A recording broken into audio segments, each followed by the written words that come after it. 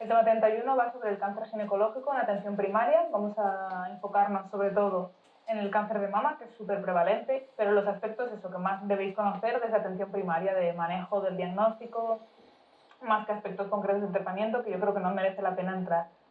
Y la otra cosa es el cribado, tanto del cáncer de mama como del cáncer de cervix, que son dos de los tres cribados que se realizan a nivel poblacional, ¿no? Junto con el cáncer de colon.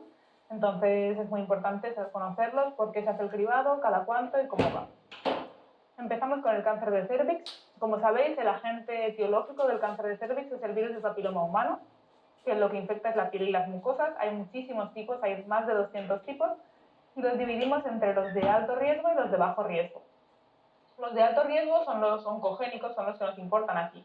Y los de bajo riesgo son los que hacen las lesiones benignas, las verrugas, también os sonará. De los de bajo riesgo, vale con que recordéis el 6 y el 11, que son súper frecuentes dentro de los virus de bajo riesgo. Y de alto riesgo, muy importantes, el 16 y el 18. Luego los otros son menos frecuentes. Pero es muy importante que no es que una lesión degenere en otra, una paciente con verrugas no degenerará porque son agentes etiológicos diferentes. Es verdad que puede tener una coinfección por un virus 6 y un virus 18, obviamente, pero que en sí los de bajo riesgo no hacen cáncer y lo contrario, ¿vale? Es muy importante. Como sabéis, la infección por el virus del papiloma es la infección de transmisión sexual más frecuente a nivel mundial. Se dice que 1 de cada 8 mujeres están en contacto en algún momento de su vida. Y de las menores de 30 años, el 20-30% son portadoras. O sea que es... O sea, perdona, he dicho 1 de cada 8, no, el 80% de mujeres, que no, es lo contrario. Que el 80% de mujeres están en contacto en algún momento de su vida. Y de menores de 30 años, el 20-30% tienen el virus del papiloma humano. O sea, es súper prevalente. Pero, ¿qué pasa? Que la mayoría de las que detectamos son infecciones transitorias, que la inmunidad de la persona controlará de forma correcta y no pasará nada. Entonces, el primer mensaje es tranquilizador, porque también nos puede venir una paciente de 25 años que en la privada le han hecho una determinación del virus de papiloma y es positiva y viene súper angustiada. Pero al final, pues es una infección súper prevalente, 80% de personas sexualmente activas, y que no suele tener una repercusión a largo plazo. Ahora veremos. Esto también ha cambiado el panorama un montón con la aparición de las vacunas. Hace unos 15 años aparecieron primero Cervarix, que iba contra los genotipos 16 y 18, después Gardasil, que añadía al 16 y 18 los virus de bajo riesgo oncogénico, pero que causaban condilomas, y la actual es la Gardasil 9, que cubre 9 serotipos, el 6 y el 11 de bajo riesgo y todos estos de alto riesgo.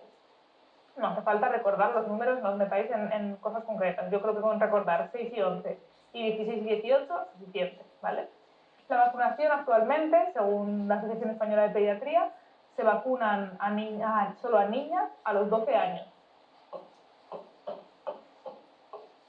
Pero solo niñas. ¿Por qué? Pues esto es una cuestión farmacoeconómica pura y duramente, porque en realidad los niños también se beneficiarían de la vacunación, pero como las lesiones principales del virus del papiloma son a nivel del cuello del útero, solo se vacunan niñas. Pero si nos viene alguien a preguntar si puede vacunar a su niño a los 12 años, pues sí, correctamente, puede vacunarlo. Lo que pasa es que no se la va a incluir en el programa de vacunación, tiene que hacerlo de forma privada, pero es totalmente correcto y es una decisión de muchos padres también actualmente. Cuando vacunamos a esta edad temprana, antes de las relaciones sexuales, es mucho mejor la eficacia, por eso se decide vacunar a esta edad. Si vacunamos una vez ha estado en contacto la persona con alguno de los genotipos, la eficacia no es tan alta, ¿vale? Pero aún así, en pacientes que ya han tenido relaciones sexuales o que han tenido una infección por el virus del papiloma que nosotros conocemos, recomendamos activamente la vacunación, porque protegemos seguro sobre los otros tipos en los que no haya estado expuesta la persona. Entonces, está recomendada en cualquier momento de la vida. Esta es la historia natural un poco de la infección. Se inicia la actividad sexual, el epitelio es un epitelio normal.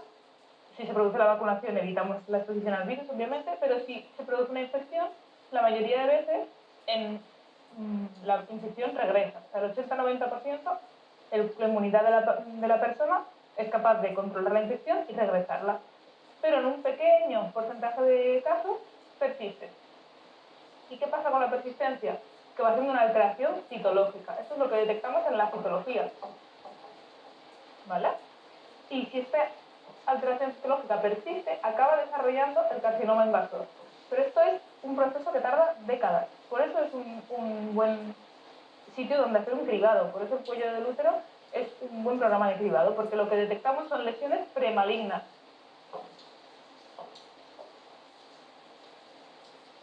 Que si tratamos y controlamos y hacemos un seguimiento, pues podemos evitar llegar a un carcinoma invasor. Entonces, por eso es tributaria de cribado. ¿Vale? Pero al final, la aparición de estas alteraciones se debe a una persistencia del virus del papiloma humano. O sea que si no hay infección, no hay lesiones. Si es la infección persistente, no una infección transitoria en personas jóvenes, la mayoría de veces va a revertir espontáneamente, ¿vale? Es el concepto que nos tiene que quedar. ¿Cómo se hace el cribado? Pues conocéis todos. Es la citología, ¿no? Que la citología se realiza en consulta, es una técnica muy sencilla, poco invasiva. Antes se hacía extensión en porta, el típico portaobjetos donde se extendía la citología, pero recientemente lo que se ha introducido son los medios líquidos. Igual os suena. ¿Por qué? Porque en la misma determinación donde hacemos la citología, también se puede hacer la determinación del virus del papiloma, entonces es más útil. Y la eficacia, la sensibilidad es un poco superior.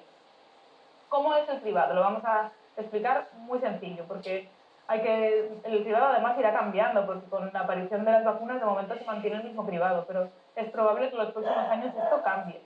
Pero en conceptos generales, el cribado empieza a los 25 años, no antes. Antes se hacía desde la primera edad de la relación sexual, actualmente no. ¿Por qué? Porque detectamos infecciones transitorias que no van a ningún lado. Y que lo único que estamos generando es una ansiedad en los pacientes, y no nos sirve para detectar unas infecciones persistentes que son las importantes. Entonces, a partir de los 25, o sea, si nos preguntan, conceptos importantes, a partir de los 25, ¿hasta cuándo? Hasta los 65. Esto es lo estándar que debemos tener en la cabeza. Y el tipo de cribado va cambiando. En general, entre los 25 y los 30 solo hacemos citología y no miramos el virus del papiloma. ¿Por qué? Porque 20-30% de personas por debajo de los 30 tienen el virus del papiloma positivo, pero no hace ningún daño celular, entonces no nos interesa saberlo. A partir de los 30, ya sí que podemos empezar a determinar el virus del papiloma. Podemos realizar las dos cosas, virus del papiloma y citología, y entonces no necesitaríamos hacer un nuevo control hasta los 5 años. O sea, podemos espaciar el control que hacíamos cada 3. ¿Por qué? Porque el hecho de conocer el virus del papiloma nos permite mayor valor predictivo negativo para espaciar la siguiente visita, ¿vale? Tampoco sería incorrecto realizar únicamente virus del papiloma sin citología o únicamente citología, pero lo más correcto sería las dos técnicas entre los 30 y 65 años. Si las dos son negativas, como decimos, pasamos al siguiente control estándar, que sería a los 5 años. Si el virus es positivo, solemos mirar qué tipo es, y entonces realizamos una colposcopia, porque puede ser que la citología, como no tiene una sensibilidad del 100%, la sensibilidad del virus es superior, y puede ser que haya alguna alteración citológica que la sospechemos por colposcopia, ¿vale? Y que con la citología no haya dado la cara. Sin embargo, si la citología es positiva, pues también haremos la colposcopia. Al final, lo que tenemos que saber aquí es que la colposcopia es una herramienta que tenemos los ginecólogos, que es no sé si sabéis, que es la tinción con determinados colorantes en una especuloscopia convencional, pero con microscopio. Realizamos una tinción con colorantes y vemos, según los cambios que haga con los colorantes el epitelio, sospechamos que haya lesión o no, ¿vale? Pero es muy importante insistir en el cribado. Esto no es un cribado universal, como es el de mama, no le llega carta a la mujer a casa por el momento. Entonces, yo os digo que se cambiará en los próximos años. Pero es un cribado oportunista que debemos recomendar. Una de las recomendaciones en pacientes que tengamos en edad tributaria de cribado, pues sería que se realicen esta prevención, porque con esto se ha reducido la tasa de cáncer de cervix muchísimo. Ha sido una de las implementaciones de cribado más eficaces. Y en países que no se realiza o que la adherencia es muy baja, siguen teniendo tasas altas de cáncer de cervix, ¿vale? O sea que hasta aquí el cáncer de cervix. Espero que os haya quedado claro el resumen. Pasamos al siguiente cáncer. El cáncer de ovario. La foto no es que se me ha ido la olla, es porque uno de mis adjuntos, que le recuerdo mucho, lo llamaba el asesino silencioso. ¿Por qué? Porque en realidad el 70% de casos los diagnosticamos en estadios avanzados. O sea, él ha ido avanzando poco a poco como un asesino silencioso y nos aparece la paciente cuando ya tiene ascitis, nos viene por distensión abdominal, y sin embargo, la supervivencia, si la diagnosticamos en estadio 1, es muy buena, es un 90%. Pero en estos estadios donde nos suele aparecer la paciente, la supervivencia baja un montón. Entonces, síntomas de sospecha son bastante raros, son muy inespecíficos, quiero decir. Pueden ser distensión abdominal, sensación de saciedad precoz, un dolor abdominal. Entonces, pues eso, más que el asesino silencioso, lo que decíamos es que es el asesino que susurra. ¿Por qué? Porque algún síntoma nos va dejando ver. Lo que pasa es que son muy inespecíficos, es muy difícil. Y por esto se intentó hacer un programa de screening para cáncer de ovario, porque claro, si conseguíamos detectarlo en estadios precoces, la supervivencia era mucho mejor. Pero no hemos conseguido ningún programa de cribado que haya sido eficaz. Se ha probado con ecografía, se ha probado con marcadores tumorales. Típicamente del cáncer de ovario igual os suena el CA125 y el ACE4. Se ha intentado cribado con marcadores, con ecografía, combinados. De momento no tenemos ninguna herramienta de screening que se haya podido establecer. También es importante recordar pacientes con elevado riesgo de cáncer de ovario son aquellas con la mutación BRCA. Igual os suena. Se tienen aumentado el riesgo de mama y de ovario. Y de hecho está indicada la anexectomía profiláctica. ¿Vale? Una vez hayan cumplido su deseo genético, solemos realizar la anexectomía por el elevado riesgo de cáncer de ovario. Porque dentro de los cánceres ginecológicos es el de mayor mortalidad. Entonces, por lo que os digo. Así que es muy importante el diagnóstico correcto.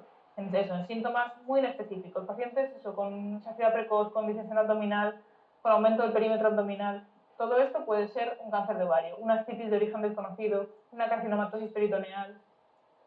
Y lo otro que se ha visto, las tendencias más recientes, es que el cáncer de ovario en realidad comienza en la trompa. Por eso hablábamos de que la anticoncepción definitiva, en vez de ligaduras, es una salpingectomía.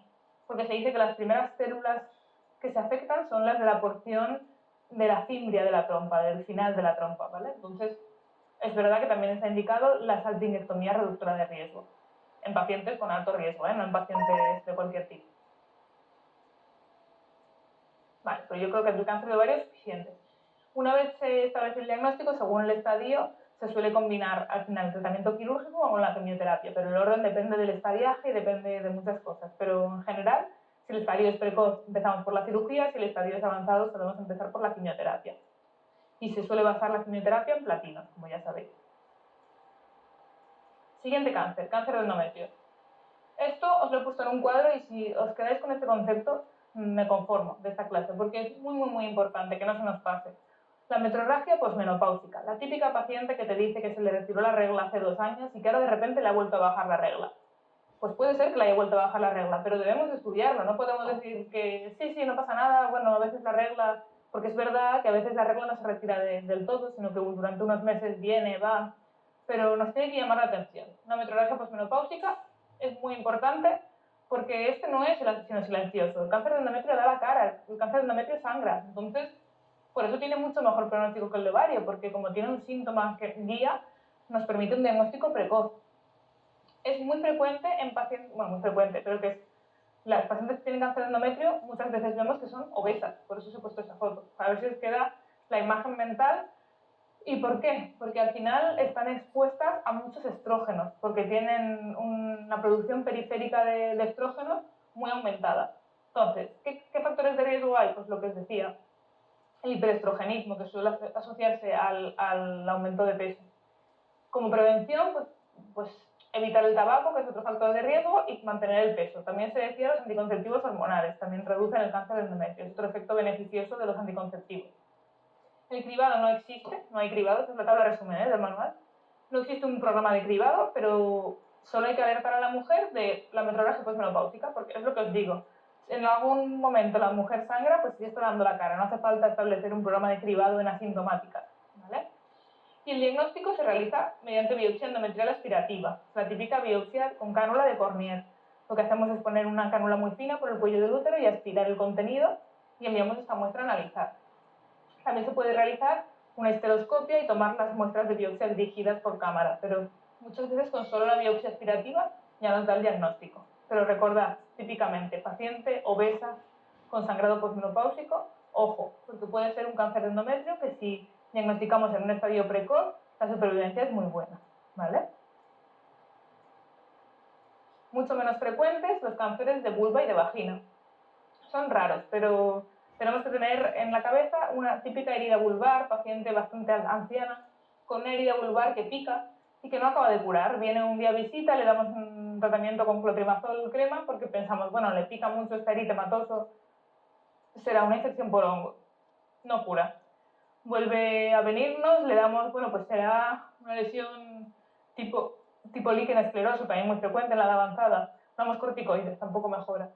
Y al final lo que es una herida relacionada con un cáncer de vulva. Y el tratamiento también se basa en la combinación de la cirugía con radio y quimioterapia, pero es la exéresis de las lesiones, pero a veces tenemos que hacer vulvectomías muy amplias para tener unos márgenes de seguridad.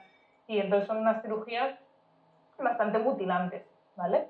Tampoco hay programas de cribado y también se relacionan, sobre todo el de vagina, con el virus del papiloma humano.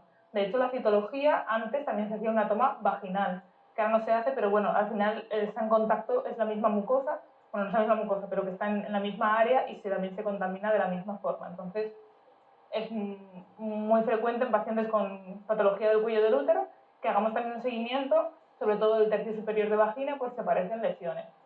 Y por eso, otra típica pregunta que te hace una paciente, bueno, yo tengo patología del cuello del útero, me voy siguiendo, pero ¿y si me quito el útero ya está, ¿no? Ya he acabado con el problema? Pues no, porque existe esto, existe el cáncer de vagina y el cáncer de vulva. Entonces, el virus del papiloma, si no lo erradica tu inmunidad propia, no tiene ningún tratamiento y puede ser que persista por otras áreas de la zona genital. También, recientemente se habla del cáncer de ano relacionado con VPH, que es una de las que está aumentando últimamente, del canal anal, por infecciones por el VPH. También no hace falta tener relaciones anales, sino que del mismo flujo, de la misma zona, puede contaminarse el ano. Y pasamos a lo último, que es el cáncer de mama.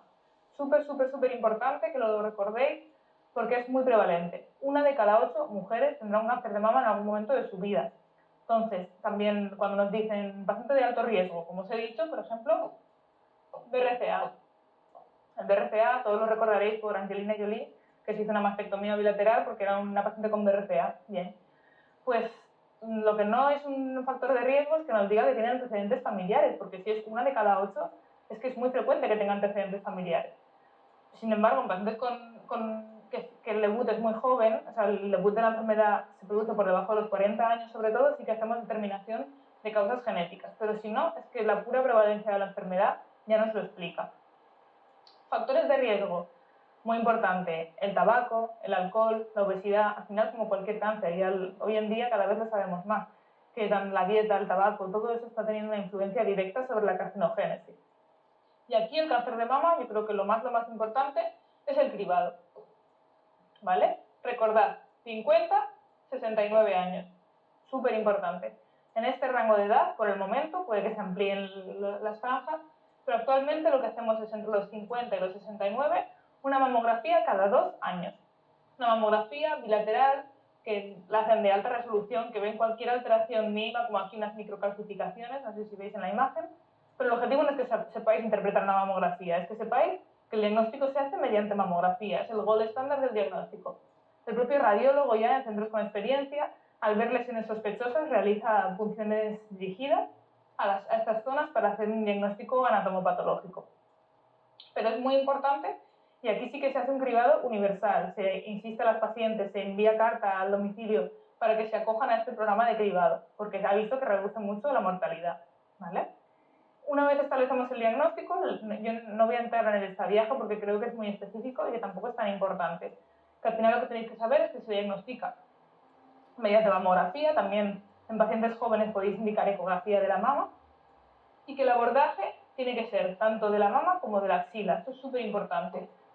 Es una entidad sistémica y debemos tratarla como tal, desde el inicio.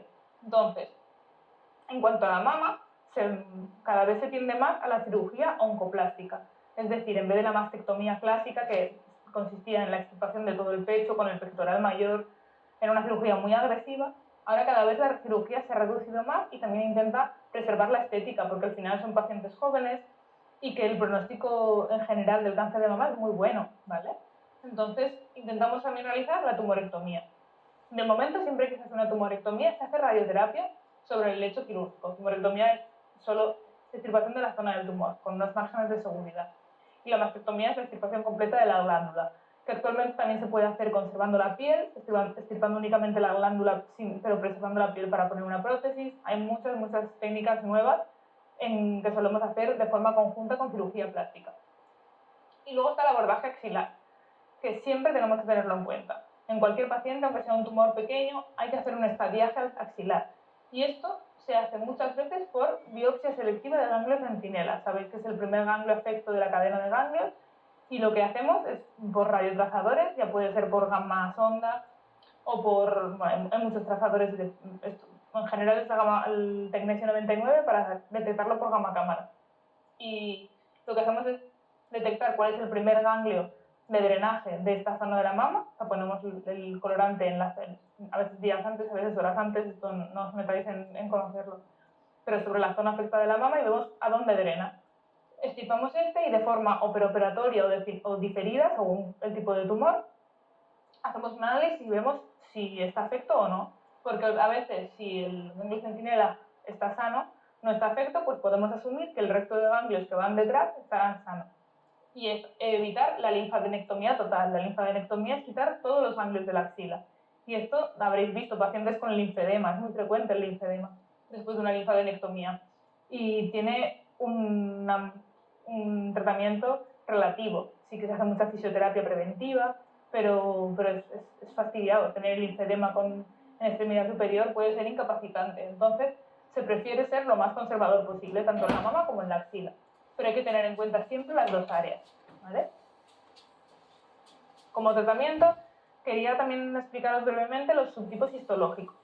¿Qué son estos subtipos? Pues mira, en los últimos años salió una clasificación que nos decía que no todos los cánceres de mama son iguales, sino que depende de qué receptores expresen, se han establecido cuatro tipos principales. Los tipos hormonales, que tienen receptores hormonales positivos, tanto de estrógenos como de progesterona, son los tipos luminal A y luminal B. Y luego hay tipos no hormonales, que son el que tiene este receptor, que es el receptor ER2, pero bueno, tampoco hace falta que conozcáis en concreto tanto, y los triple negativos, que triple negativo es los que no expresan ninguno de estos receptores. ¿Y esto por qué nos cambia? Pues porque nos permite enfocar mejor el tratamiento, porque al final si sabemos que es un tumor hormonodependiente, pues el tratamiento será dirigido. Podemos dar hormonoterapia, podemos dar inhibidores de la aromatasa, y con eso bloqueamos los receptores y después del tratamiento, antes o después del tratamiento quirúrgico, podemos hacer un tratamiento a largo plazo, a 5 o 10 años, con hormonoterapia, y es súper útil para reducir la recidiva. Y la otra cosa es los cánceres que tienen este receptor positivo, ha salido ya un tratamiento concreto, que es la inmunoterapia, que igual os suena el trastuzumab y el pertuzumab, que son tratamientos anti-HER2, y lo que hacen es bloquear este receptor en concreto. Esto es súper útil también, tener una terapia dirigida, aparte de la quimioterapia clásica que sigue estando en el cáncer de mama. Y que sobre todo en los tumores triple negativos, como no tenemos ninguna otra herramienta, es la única de la que disponemos. Pero solemos hacer combinaciones de estas terapias, como podéis ver. Y esto ha cambiado bastante el panorama del cáncer de mama, de cómo se hace el manejo, sobre todo muy multidisciplinar, con oncología, con ginecología, con radioterapia. Pero es un cáncer con muy buen pronóstico y que, por tanto, tenemos que garantizar una buena calidad de vida y una recuperación tanto estética como del cáncer sistémico, ¿vale? Yo creo que con esto tenemos toda la oncología ginecológica repasada y nada más. Muchas gracias por vuestra atención y que espero que os haya resultado útil todo este repaso.